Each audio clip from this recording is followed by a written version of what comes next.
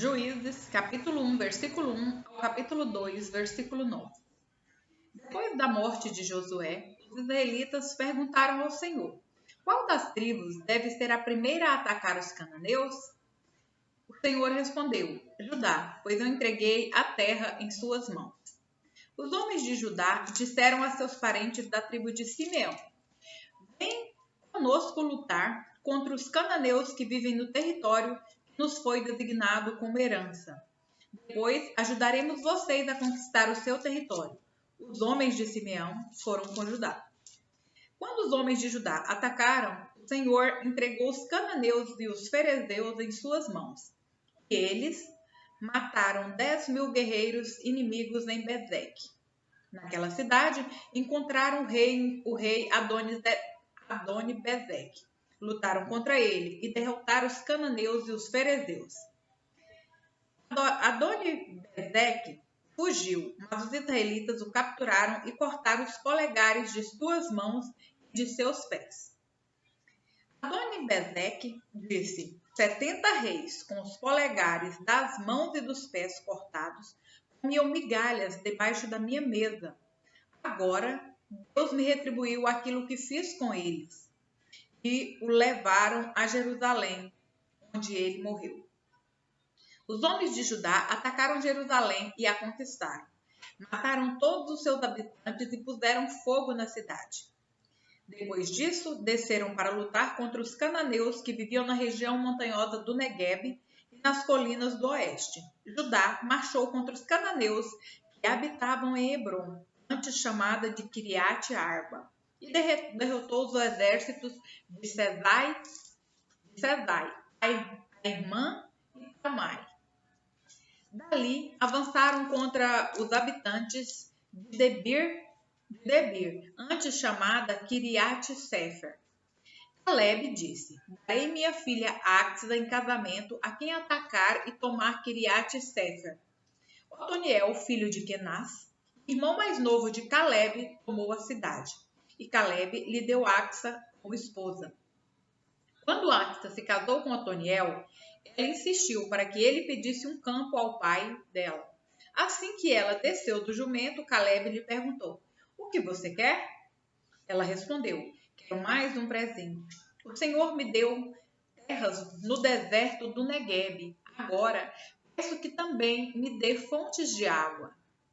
Então, Caleb lhe deu as fontes superiores e as fontes inferiores. Quando a tribo de Judá deixou Jericó, a cidade das palmeiras, os queneus, descendentes do sogro de Moisés, os acompanharam até o deserto de Judá. Eles se estabeleceram no meio do povo dali, perto da cidade de Arade, no Negueb. Então, a tribo de Judá se uniu com seus parentes da tribo de Simeão para lutar contra os cananeus que habitavam em Zefate e destruíram completamente a cidade. Por isso, agora ela se chama Ormá. A tribo de Judá também conquistou as cidades de Gaza, Ascalon, Ecrom e os territórios ao redor. O Senhor estava com a tribo de Judá. Ela tomou posse da região montanhosa, mas não conseguiu expulsar os habitantes da planície, pois eles tinham carros de guerra com rodas de ferro.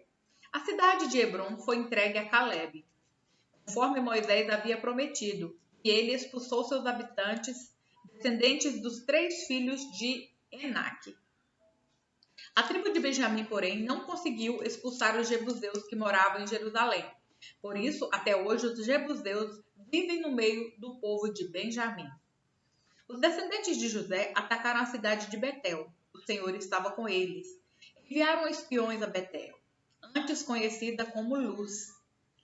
E eles abordaram um homem que saía da cidade e lhe disseram: mostre-nos como entrar na cidade e teremos misericórdia de você.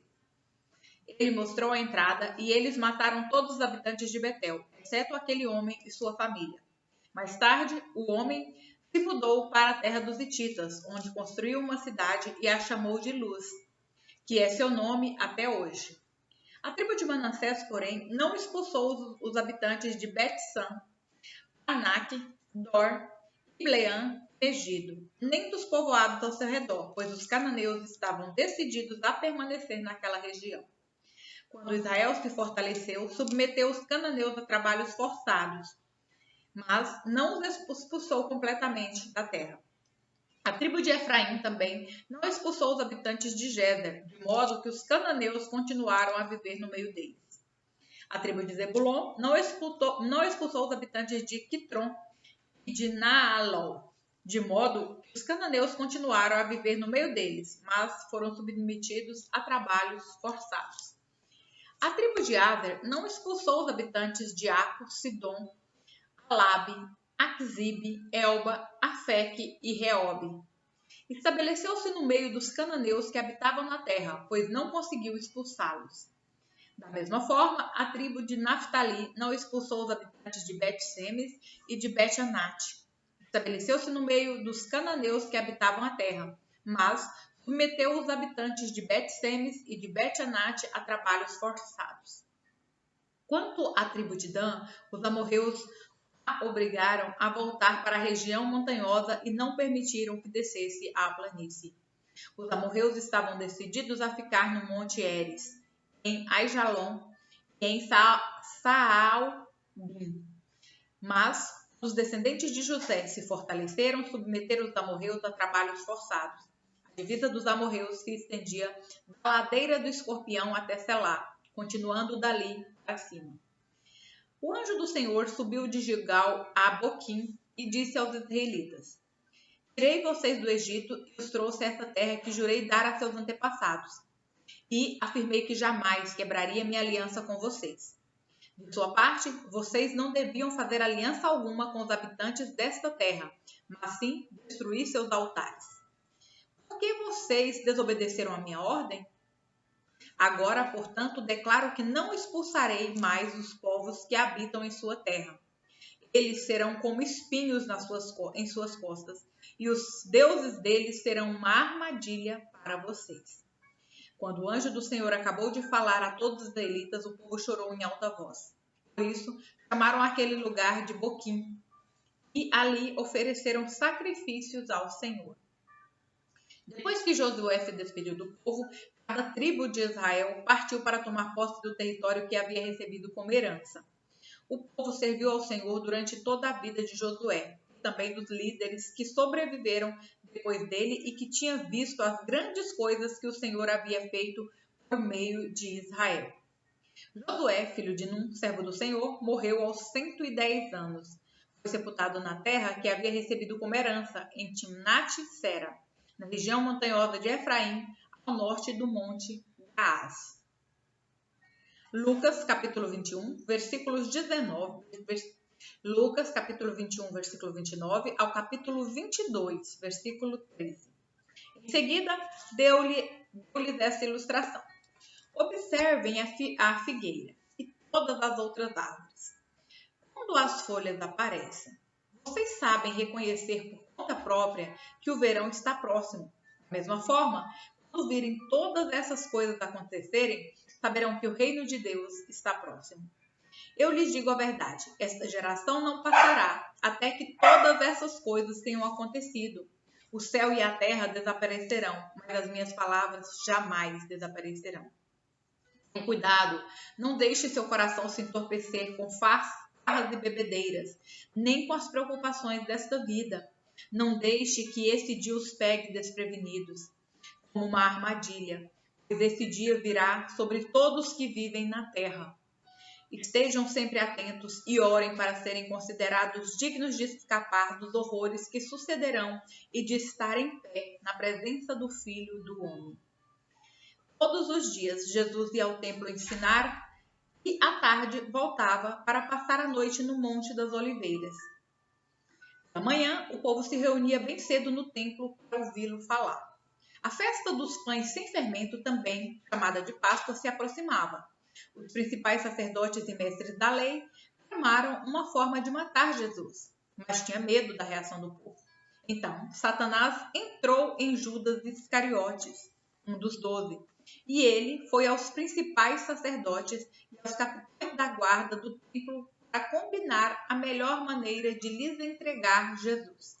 Eles ficaram muito satisfeitos e lhe prometeram dinheiro. Judas concordou e começou a procurar uma oportunidade de trair Jesus, para que o prendessem quando as multidões não estivessem por perto. Chegou o dia da festa dos pães sem fermento, quando o cordeiro pascal era sacrificado. Jesus mandou Pedro e João na frente e disse: Vão e preparem a refeição da Páscoa, para que a comamos juntos. Onde o Senhor quer que preparemos? Perguntaram. E ele respondeu: Logo que vocês entrarem em Jerusalém, um homem carregando uma vasilha de água virá ao seu encontro. Sigam-me. Na casa onde ele entrar, diga ao dono. O mestre pergunta: Onde fica o aposento no qual comerei a refeição da Páscoa com meus discípulos? Ele os levará a uma sala grande no andar superior, que já está arrumada. Preparem ali a refeição. Eles foram e encontraram tudo como Jesus tinha dito, e ali prepararam a refeição da Páscoa. Salmos, capítulo 90, versículo 1, capítulo 91, versículo 16. Senhor, Tu tens sido nosso refúgio ao longo das gerações.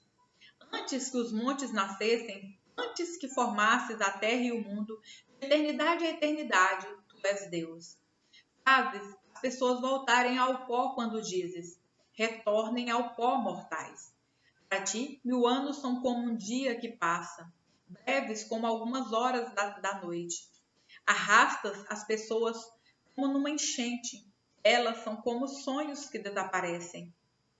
São como a grama que nasce pela manhã brota e floresce, mas à tarde murcha e seca. Somos consumidos por tua ira, ficamos apavorados com tua fúria. Tu pões diante de ti os nossos pecados secretos, e vês todos eles. Passamos a vida debaixo da tua ira e terminamos nossos dias com gemido. Recebemos 70 anos, alguns chegam aos 80, mas até os melhores anos são cheios de dor e desgosto. Logo desaparecem e nós voamos. Quem conhece o poder da tua ira? Grande é a tua fúria, como o temor que és digno. Ajuda-nos a entender. Ajuda-nos a entender como a vida é breve, para que vivamos com sabedoria. Ó Senhor, volta-te para nós. Até quando te demorarás? Tem compaixão de teus servos. Satisfaze-nos a cada manhã com teu amor, para que cantemos de alegria até o final da vida. Dá-nos alegria proporcional aos dias de aflição. Compensa-nos pelos anos em que sofremos. E nós, seus servos, vejamos teus feitos outra vez. Nossos filhos vejam a tua glória. Seja sobre nós a bondade do Senhor nosso Deus. Faze prosperar nossos esforços. Sim, faze prosperar nossos esforços. Aquele que habita no abrigo do Altíssimo encontrará descanso à sombra do Todo-Poderoso. Isto eu declaro a respeito do Senhor. Ele é meu refúgio, meu lugar seguro. Ele é meu Deus e nele confio. Pois ele o livrará das armadilhas da vida e o protegerá das doenças mortais. Ele o cobrirá com suas penas. Ele o abrigará sob suas asas. A sua fidelidade é armadura e proteção. Não tenha medo dos temores da noite, nem da flecha que voa durante o dia. Não tema a praga que se aproxima na escuridão, nem a calamidade que devasta ao meio-dia. Ainda que 1000 caiam ao teu lado e 10.000 morram ao seu redor, você não será atingido. Basta abrir os olhos e verá como são castigados os perversos. Se você se refugiar no Senhor, se fizer do Altíssimo seu abrigo, nenhum mal o atingirá. Nenhuma praga se aproximará da sua casa, pois ele ordenará a seus anjos que o proteja aonde quer que você vá. Eles o sustentarão com suas mãos, para que não machuque o pé em alguma pedra. Você pisará leões e cobras, esmagará leões ferozes e serpente debaixo dos pés. O Senhor diz: livrarei aquele que me ama, protegerei o que confia em meu nome. Quando clamar por mim, eu responderei, e estarei com ele em meio às dificuldades. Com vida longa o recompensarei e lhe darei minha salvação. Provérbios, capítulo 13, versículos 24 ao 25. Quem não corrige os filhos mostra que não os ama. Quem ama os filhos se preocupa em discipliná-los. O justo come até se satisfazer, mas o estômago dos perversos fica vazio.